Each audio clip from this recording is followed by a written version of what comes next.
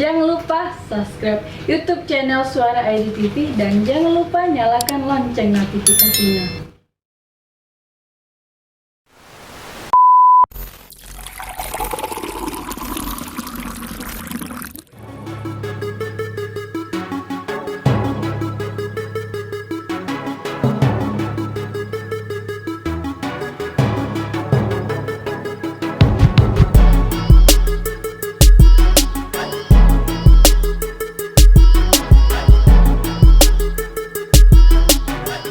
Bapak Ibu hadirin sekalian yang kami hormati, walaupun kita mengadakan acara dalam rangka workshop, tetap kita mematuhi protokol kesehatan. Karena ini adalah sebuah instruksi dari kementerian, dari gubernur, juga dari pemerintah kota, maka 3 hal pola dan gaya hidup baru itu harus tetap kita laksanakan. Ini 1.170 ton per hari. Bapak Ibu sekalian, inilah persoalan sampah. Kalau kita kali dalam 1 bulan berarti ada 35.100 ton per bulan persoalan sampah. Maka dari itu substansi workshop kita hari ini membedah tentang persoalan sampah sehingga menjadi konsep buat pemerintah kota. Saya kira patut kita berikan satu apresiasi. Bapak Ibu hadirin sekalian, teman-teman sekalian, tentunya kita dari pemerintah Kota Palembang tidak akan alergi terhadap kritik-kritik yang konstruktif ini, karena ini menjadi konsep kita ke depan sehingga ada alur pikir baru yang bisa membantu Pak Alex dalam hal ini Dinas DLHK untuk mengatasi persoalan-persoalan sampah ke depan. Bapak Ibu teman-teman sekalian, memang tidak dipungkiri bahwa prioritas pembangunan kita pada tahun ke depan ada 4 memang, tapi tidak menyampaikan persoalan sampah tadi yang berkaitan dengan masalah pendidikan, kesehatan, perhubungan, dan sarana prasarana. Bismillahirrahmanirrahim. Workshop kilas balik persoalan banjir dan persampahan kita buka bersama-sama. Demikian, terima kasih. Mohon maaf atas segala kekurangannya. Wallahul muwaffiq ila aqwamit thoriq. Wassalamualaikum warahmatullahi wabarakatuh. Apa konsep yang ditawarkan oleh Suara terhadap persoalan sampah dan banjir, dan ini akan menjadi referensi dan kita beri apresiasi dari pemerintah kota forum workshop ini. Saya kira baik dan kita berikan satu apresiasi.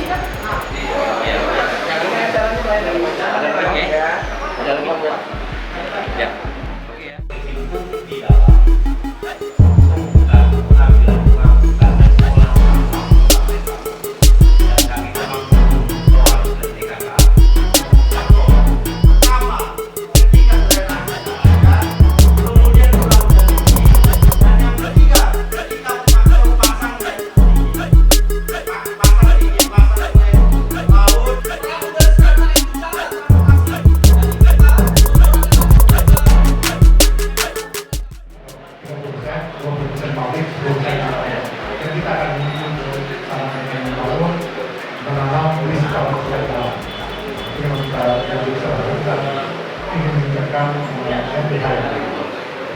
Satu lagi saya sepakat dengan Pak Simarumane mengenai memperkerjakan manusia untuk mengelola saluran sungai. Itu juga kita koordinasi karena ada beberapa bagian yang biasa dengan manual masyarakat.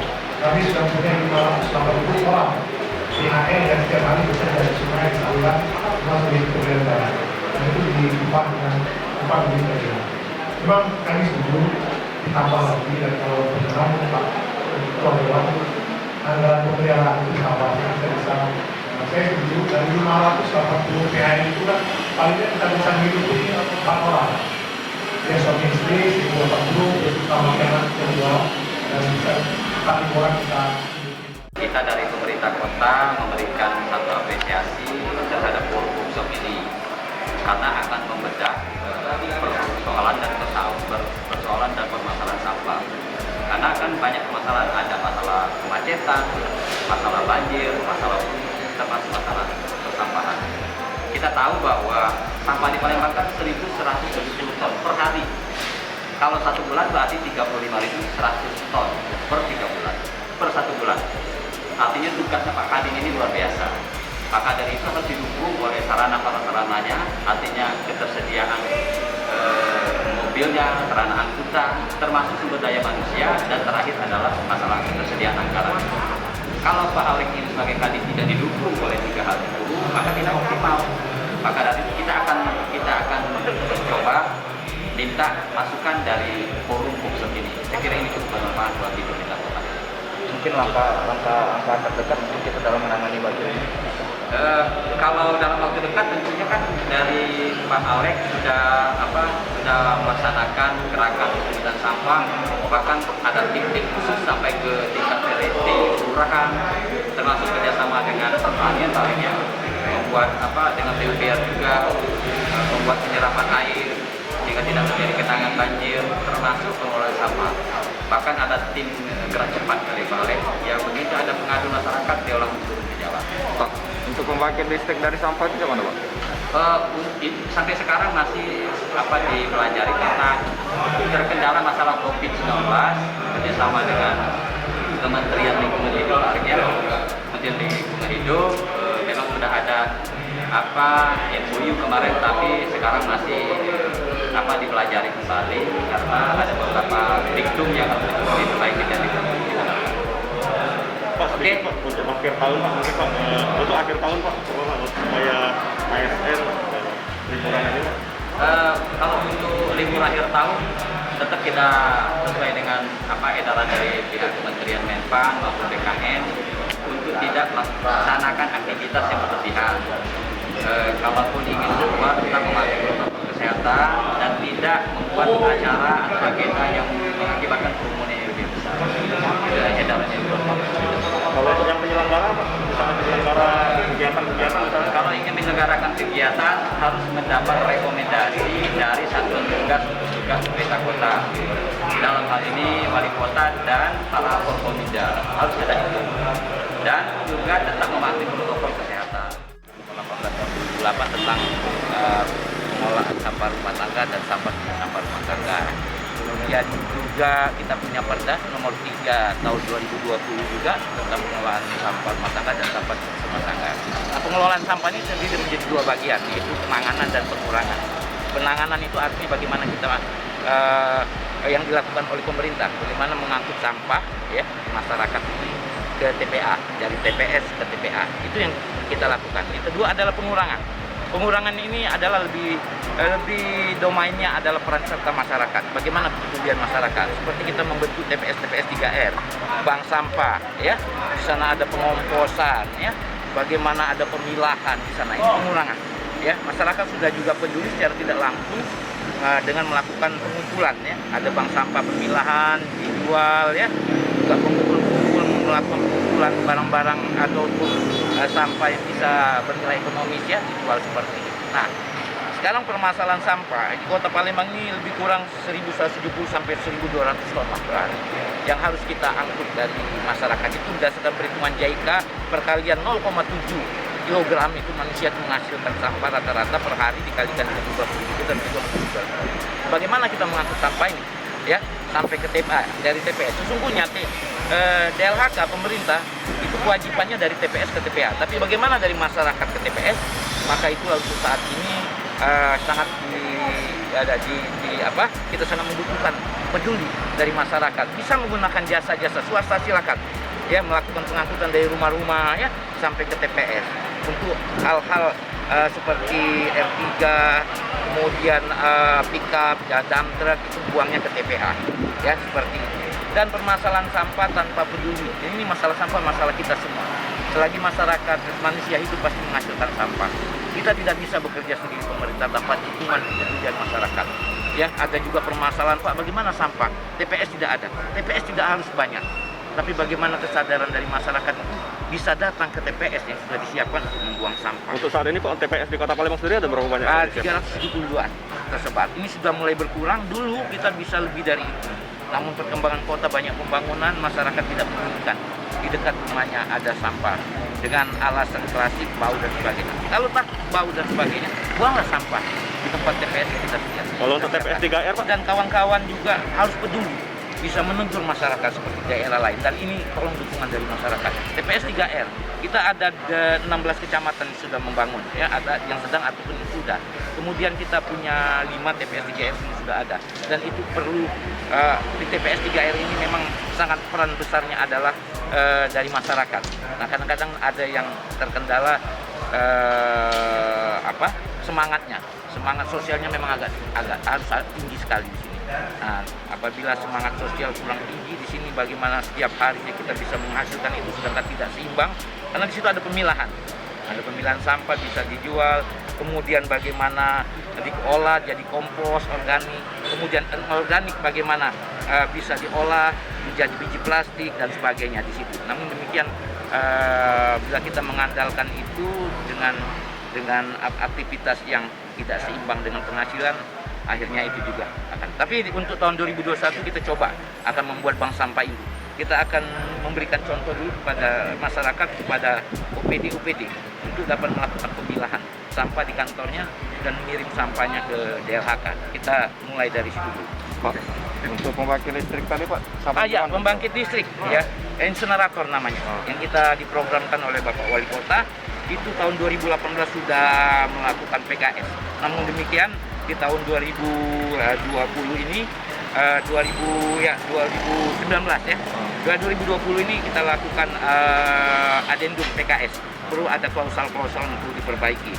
Dan ini terus masih berproses karena terkendala COVID-19, pihak manajemen berada di China, ya, belum kembali ke Indonesia, dan saya kira hampir di seluruh kota juga masih dalam tahap PKS. Tapi masih terus dulu.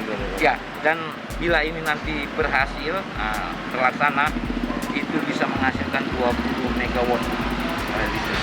Demikian kita masih terus untuk melakukan pembahasan ini dan dukungan baik dari pemerintah maupun pusat maupun dari seluruh masyarakat. Pak, terakhir Pak, untuk sampah di tahun 2020 semasa COVID ini ada penurunan nggak Pak jumlah sampah untuk COVID pada dasarnya hanya beralih saja, karena banyak yang libur ya, sekolah-sekolah, jadi sampah beralih ke rumah.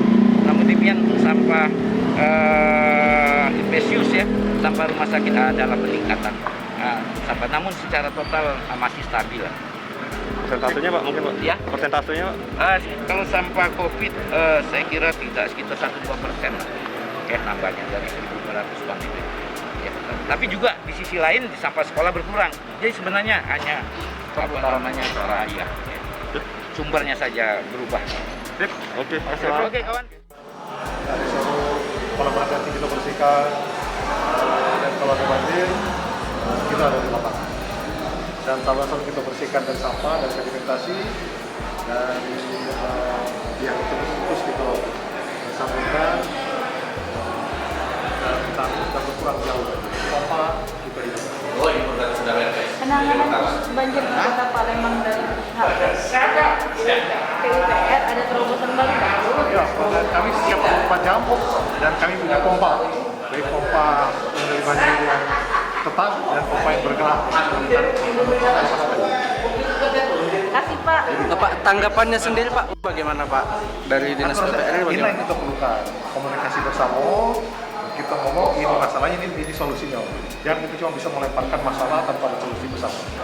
Yang penting ada masalah, ada solusi, kita pikirkan sama-sama. Pak, tadi dijelaskan bahwa ada untuk Sungai Gedukan Pak. Ya, Bisa dijelaskan? ya, saya kira kan kita normalisasi. Normalisasi untuk 2021 ini sepanjang berapa Pak? dari sepanjang Sungai Gedukan ke Sungai Ogan ke Sungai Besi gitu. Itu yang menghubungkan antara Sungai Ogan sama Sungai Besi. Sungai Ogan itu sudah berapa tahun Pak sudah di Itu sudah lupa di normalisasi sejak tahun 2021. Pak, APBN dan APBD Pak? APBN. Pak, apa benar kantor gubernur akan menjadikan persoalan mereka ini? Ada kolaborasinya Pak. Ulangan banjir Kota Palembang. Kita sudah sampaikan permasalahan di lapangan terkait apa yang kami lihat dari titik-titik banjir. Sudah kami sampaikan dengan dinas terkait yaitu PUPR dalam hal ini untuk penanggulangan titik-titik banjir seperti normalisasi atau penanganan lagi parit-parit yang tersumbat. Apakah akan mendorong